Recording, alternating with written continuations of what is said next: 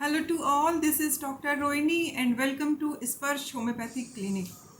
दोस्तों, आज मैं बात करने वाली हूँ पिंपल्स के बारे में। पिंपल्स या एक्ने स्किन से जुड़ी एक बहुत ही कॉमन प्रॉब्लम है। हर किसी घर में किसी न किसी को पिंपल्स होते रहते हैं। पिंपल्स सेबेसियस ग्लैंड्स में होने वाला एक इन्फेक्शन है। सेबेसियस ग्लैंड हमारी स्किन में पाई जाती हैं और इन्हीं ग्लैंड्स में जब इन्फेक्शन हो जाता है तो पिंपल्स आ जाते हैं।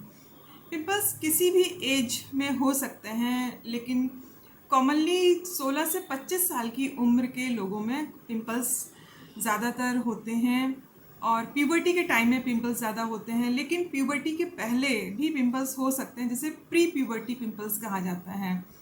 और 25 साल से ज़्यादा के उम्र के लोगों में भी पिंपल्स हो सकता है, जिसे लेट ऑनसेट पिंपल्स कहते हैं। और ये जो लेट ऑनसेट पिंपल्स होते हैं ये मोस्टली फीमेल्स में ज़्यादा होते हैं।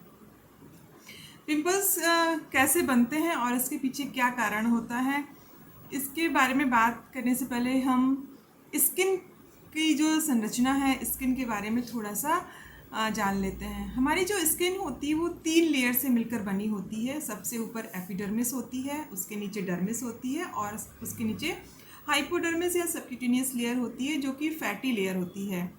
सबसे ऊपर की लेयर एपिडर्मिस होती है, जो कि प्रोटेक्टिव लेयर होती है, और उसके नीचे डर्मिस होती है। डर्मिस में ही जो हेयर रूट्स होती हैं वो डर्मिस में ही होती हैं, और सेबेसियस ग्लैंड और स्वेट ग्लैंड्स भी डर्मिस में ही होती हैं। सेबेसियस ग्लैंड हेयर रूट के साथ ही लगी रहती हैं और एक डक्ट के द्वारा ये स्किन में खुलती हैं। सेबेसियस ग्लैंड्स का काम होता है ऑयल का फॉर्मेशन। ये ऑयल सेबेसियस ग्लैंड में बनता है और ऊपर डक्ट से बाहर स्किन में फैल जाता है। सेबेसियस जो ग्लैंड में जो ऑयल बनता है उसको हम सीबम कहते हैं, और ये सीबम कोलेस्ट्रॉल और ट्राइग्लिसराइड से मिलकर बनता है और इसमें कुछ डेड सेल्स भी होती हैं। ये सीबम स्किन पे आता है और स्किन में फैल जाता है, जिसकी वजह से स्किन शाइनी और स्मूथ रहती है। और ये हमारी स्किन को एक लेयर देता है, जिसकी वजह से स्किन का जो मॉइस्चर रहता है वो लॉक रहता है। ये हमारी स्किन को डिहाइड्रेट होने से, ड्राई होने से बचाता है। और जो कोलेस्ट्रॉल होता है सीबम में, उसकी वो सनलाइट की प्रेजेंस में विटामिन डी बनाता है। इस तरह से सेबेसियस ग्लैंड हमारे लिए बहुत ज़रूरी होती हैं। पिंपल्स बनते कैसे हैं, ये कैसे फॉर्म होते हैं?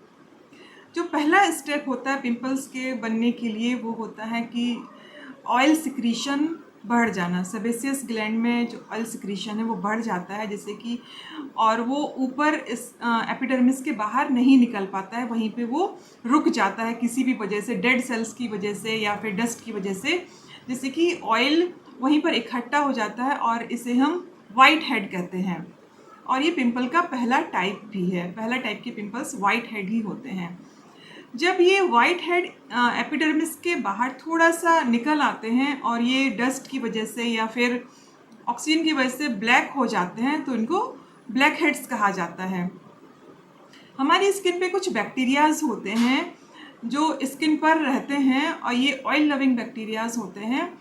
जब ये बैक्टीरिया सेबेसियस ग्लैंड तक पहुंच जाते हैं तो वहाँ पे रेडनेस और इन्फ्लामेशन क्रिएट करते हैं, जिसकी वजह से छोटा सा दाना स्किन पे निकल आता है, जिसे हम पेप्यूल्स कहते हैं।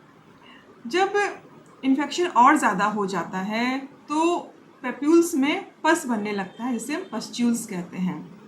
इस तरह से 4 टाइप के पिंपल्स होते हैं: white head, black heads, papules और पस्ट्यूल्स।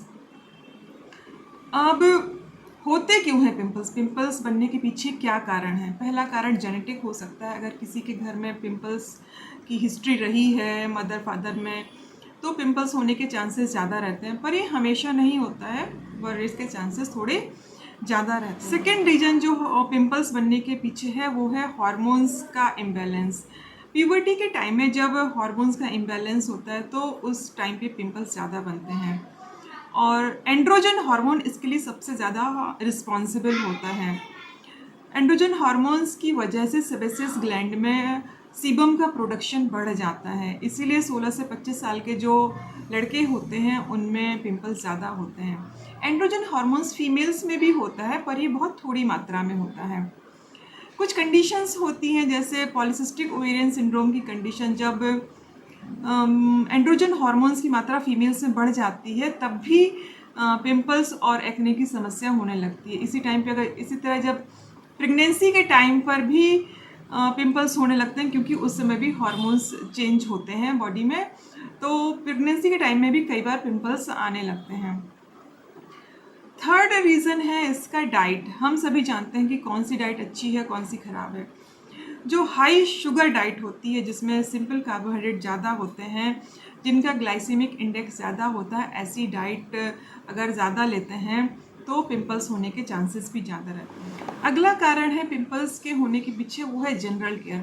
अगर हम अपनी स्किन की अच्छे से केयर नहीं करते हैं और बहुत ज़्यादा मेकअप यूज़ करते हैं तो उसकी वजह से भी जो डक्ट होते हैं उनका माउथ बंद हो जाता है, जो पोर्स होते हैं वो बंद हो जाते हैं, उसकी वजह से भी पिंपल्स होने के चांसेस बढ़ जाते हैं। इसलिए अपनी स्किन को केयर अच्छे से करें अगर आप पिंपल्स को रोकना चाहते हैं।